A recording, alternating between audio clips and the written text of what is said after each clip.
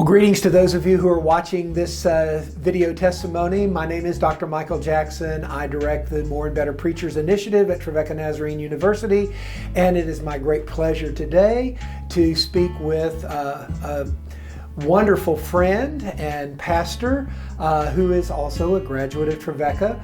Her name is Dani Hawks, and she is actually the co-pastor. She and her husband pastor together the Landmark Church in Phoenix City, Alabama, part of the Central Gulf Coast District. And Dani, I am so delighted not only to be with you this week at your assembly, but also that you were willing to kind of share a little bit of your journey with us. And so let's just dive right into that. We're really interested in hearing about your own journey, how you began to sense God's call to ministry, and then how that has sort of led you to the place that you are right now. Yeah, I grew up in a pastor's house. My dad was a pastor on what was the Tennessee district before it became Mid-South. And so I grew up going to district assemblies, being on Trevecca's campus, getting the inside look at the church. And I always had said I would never be a pastor. One, because I was a girl. Like at that point in time, I had never seen a female pastor preach or lead outside of children's ministry. So I did not think that was for me. But as I grew up and became a teenager, I felt like God's call was just heavy on me. And every time I come back and say, God, I'm a girl, you've got the wrong Arnold kid. Like my brother's down the hall, go to him. But it was really through another Trevecca grad and being on the campus that God really used and spoke through some of my friends, some pastors that acknowledged that call and helped me to feel comfortable in accepting it and believing that I could be called to ministry and taking those steps of being not just a children's pastor, but being a pastor who's called to lead and serve the church in different ways. Yeah. And so was this before you went to Trevecca? It was. Okay. So my path to Trevecca was different in the fact that I went to, when I sensed my call to ministry, I was about 16 or 17. Okay. But I had been homeschooled the last 2 years of my high school career and graduated early. So I was in college when I was about 16 or 17, and I started going to NBC for my module course, and got all of those finished. I went and got an undergrad in psychology from a different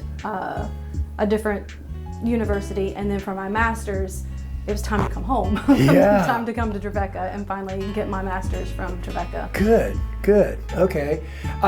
Talk to me a little bit about how Trevecca, especially in the master's program, helped to shape and form you as a preacher and a minister of the gospel. So the master's that I got was in pastoral counseling, and I had already had that background in psychology. That was what my undergrad was in, and then I had all that I had learned from the course of study from NBC. And so going to Trevecca really helped me marry the two, getting to see how understanding how people think, their backgrounds, the things that they struggle with, the issues, the concerns, the dysfunctions, how we as the church can answer that, and how as a pastor and as a preacher, I can answer some of those questions, those innate human being questions that we have. And Trevecca helps me marry those two worlds together so that I could better pastor and preach. Good. You know, we're going to kind of shift our conversation more to preaching now. That's what our grant is about. But it's so interesting whenever I talk to young women, so many of the young women who are in ministry early on didn't even think that was a possibility, and certainly had never seen another woman in the pulpit, never seen anyone preach the gospel. But now that's part of your work, is that you are a preacher. So let's talk a little bit about preaching. It's always wonderful to hear it from the perspective of a woman as well. But what do you find to be the most challenging part of preaching the gospel these days? The most challenging, I would say, is navigating and tiptoeing around the political and social climate that we're in. Is understanding how do we as a church respond to that instead of feeding into whatever that is. And so maybe it's not tiptoeing, it's addressing, and how to address it with grace, how to address it with the truth of the gospel, and not with what others have interpreted it in the past. And so that would be the first one. The second thing that I have more, that I found more difficult or challenging is sometimes knowing that my audience might not accept what I'm speaking because I am a woman. Yeah. And being able to see that when you're preaching, seeing the hesitation about saying certain things or preaching certain messages, knowing that there's already some type of a wall that's up there. Yeah, and I'm so glad that you're acknowledging that, because I know after teaching the preaching class at Trevecca now for 16 years, some of our very best preachers, most of our very best preachers that go through my classes are women. And yet I know that there's still, and I'm not sure that it's a resistance, but maybe even it's just an uncertainty. I've never seen this before. Any word of encouragement for the young women who may be watching? The biggest word of encouragement that I would say is to stay grounded in the call and who called you. Yes. It can be very easy to be offended with people who don't necessarily agree or believe that you were,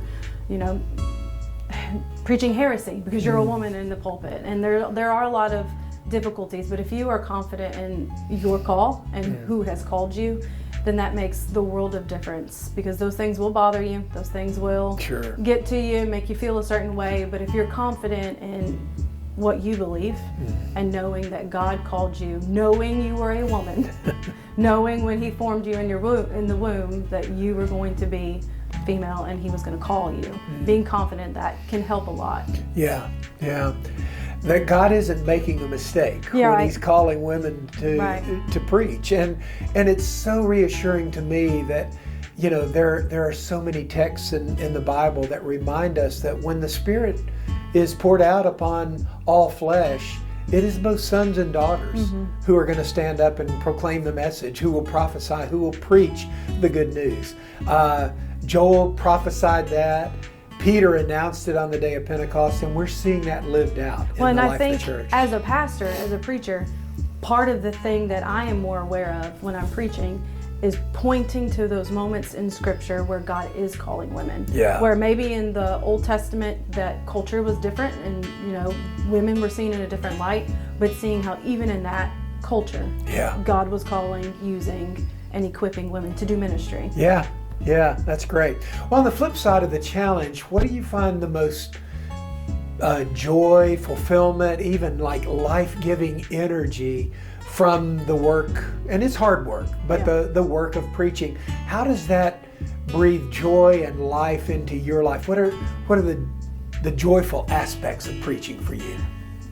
First, when it comes to preaching, God's preaching to me, like God's speaking to me. And that is the thing that is the most joyful, life-giving, is that any message that I've worked on, any passage that I've studied, I'm living it.